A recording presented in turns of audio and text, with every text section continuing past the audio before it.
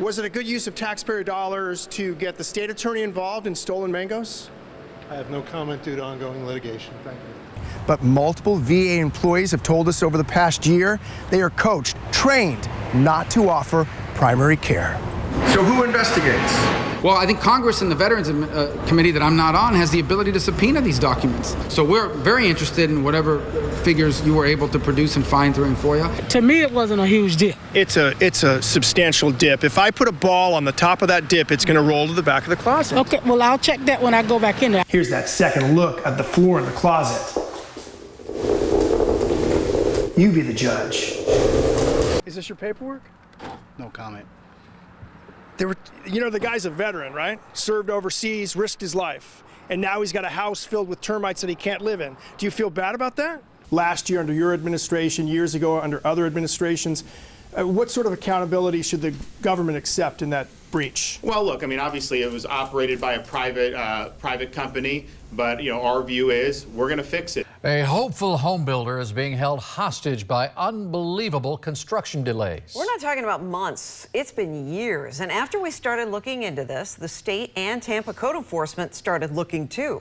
8 on Your Side investigator Walt Buteau with more. She saved her nickels and dimes for a home that she expected to move into at the beginning of 2019, and we discovered the long wait is only part of the problem in this construction conflict. This is a double-layer 8-inch yellow cake. Mary Browning made a living as a cake decorator. Say maybe 1,000 or more. And saved for decades to build her dream home. Has she given you a date for when it'll be done? No, I still don't have a date. Browning signed this contract 3.5 years ago and showed us $165,000 in receipts she says she paid to Hops Construction to build her home. She just kept putting me off. Somebody's going to go there today. Somebody's going to go there tomorrow. This is 3.5 years later. Her contractor, Victoria Hops, blames city permitting problems, and Browning's requested revisions to the plans for causing the delay. You have to have some accountability here yourself, not only the customer. She stopped the construction when she asked for a revision. I didn't stop the construction. But Browning's complaints are not just about lost time. 3.5 years since the contract was signed, and there's no landscaping outside, no kitchen, lighting, or flooring inside. Browning says the slab is not level, and you can see cracks in the concrete. The walls and ceilings are drywalled and painted, but did an inspector look at the framing before you put the drywall on? He did not. And I think in the rush of doing it, I forgot about to put that in. We found out from the city Hops did not call the building department to inspect the slab in the back room where the floor in the closet goes downhill. To me, it wasn't a huge dip. It's a substantial dip. If I put a ball on the top of that dip, it's going to roll to the back of the closet. Okay, well, I'll check that when I go back in there. Here's that second look at the floor in the closet. You be the judge. After we started making calls, the city got involved and now has an open investigation into what happened here. Browning has also recently filed a complaint with the state contractors board, and Hops has filed a lawsuit of her own, slapping a nearly $91,000 lien on the property. I get up every day and go to work. I work hard, and I have to bring my check home to finish her house. That's not fair to me. That's not fair to my kids. After 3.5 years, I've been waiting for this house to be finished. Nothing in this house is complete. Browning says she just hopes to someday go home. Who do you want to put pressure on Ms. Hops to get this done? Well, I'm gonna let you do that.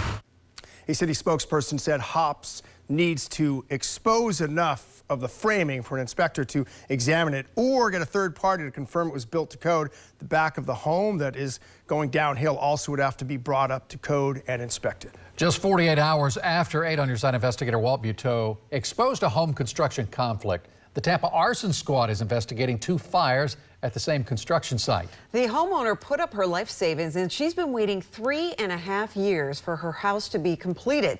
But a trail of inspections and permitting issues have stalled the project, and now someone may have tried to burn it down. Here's 8 on Your Side investigator Walt Buteau. Mary Browning decorated thousands of cakes and pinched her pennies to build her dream home. 3.5 years later, these 2 fires add another layer to her frustration and her long wait. Firefighters and police are investigating a pair of fires in this vacant house on East Caracas. Mary Browning, who paid a contractor to build the still unfinished home, had arrived moments before investigators. I was very shocked. Browning was meeting a new contractor to get an estimate to finish the project that, according to a contract she signed, was supposed to be move-in ready 3.5 years ago. We saw the back door wide open, and so I went into the closet. It was a big pile of debris on fire. We reported Monday that city building officials are investigating why the framing in the home and the slab in the room where the closet is were never inspected. We showed you how slanted that slab is in that closet. Here's that second look at the floor in the closet. You be the judge. In the closet where you rolled the ball to show how unlevel the floor was is where they set the largest fire. How suspicious is that? It's very suspicious. Investigators discovered debris from a second fire in the garage. Contractor Victoria Hops blamed the city permitting process and Browning's revisions for the construction delays on the home that has no electricity, no kitchen, no flooring. Hops tells me she had not been contacted by anyone about the fires, and she says she no longer has insurance on the home because she has resigned from the project. Meanwhile, the fires fuel Browning's frustration as she searches for someone to finish her home. I think it's ridiculous. Do the job you was paid to do. If not, refund me all of my money. Hops told us her contractor's insurance would cover the damage, but again, she claims she is no longer the contractor of record for that project. There's nothing more devastating than to lose somebody that you really truly love and trust. He survived multiple tours of duty as a Navy SEAL, only to be gunned down on American soil. Tonight, his sister is speaking out, seeking justice in his death. Good evening, I'm Keith Kate. I'm Jennifer Lee. Thank you for joining us. Tim Martin was shot in the head during a dispute outside a bar in South Tampa. And now his family's lawsuit could be another legal test for the state's Stand Your Ground law. 8 on Your Side senior investigator Walt Buteau joins us now to explain. No criminal charges in this fatal shooting, but in the civil lawsuit, a judge ruled a stand your ground claim was not enough to dismiss the case. The victim's sister tells me her brother never got a chance to tell his side, so she moved to the Bay Area to make sure that happens. These still frames freeze the anguish for Tim Martin's family. The 37-year-old fighting to survive, only hours after he was shot outside a South Tampa bar. It was late November 2015. And the last time Martin's little sister saw him breathing.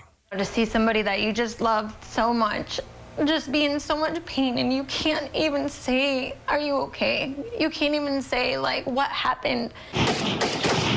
Martin served multiple missions in Afghanistan as a Navy SEAL after enlisting right after 9/11. He faced death all the time, and the likelihood of him coming home was, in my mind, so slim. He came home alive to raise his son, only to face death again. Police say he went to the Soho backyard angry but unarmed and got into a fistfight over a girl with the bar's co-owner, Jeffrey Glenn. Witnesses say the fight seemed to be over after Glenn left and walked back into the bar. But he came back. Why didn't he call the cops if he was so afraid? Why did he reach for the gun? According to investigators, Martin had threatened to kill Glenn in text messages to a mutual friend, and Glenn feared for his own life. About 7 months after the shooting, now former state attorney Mark Ober decided not to prosecute, citing self-defense under Stand Your Ground. Martin's family focuses on the final seconds of his life when he was unarmed after a fistfight seemed to be over, face-to-face with Glenn and a handgun. He came out and then pursued my brother. So how is that Stand Your Ground? The judge in the civil lawsuit agreed, denying Glenn's claim for Stand Your Ground immunity. There was not a reasonable basis for Mr. Glenn to believe Mr. Martin could cause deadly or serious harm, wrote Judge Emily Peacock. We went to Soho backyard to talk with Glenn and contacted his attorney, but so far they are not commenting. Fager tells me she hopes the civil case gives her brother a voice. Tim didn't get a chance to say what happened. Jeffrey Glenn did. There's nothing more devastating than to lose somebody that you really truly love and trust, and it was really traumatizing. A hearing in the case is scheduled for next week, and Martin's family hopes the case goes to trial this year.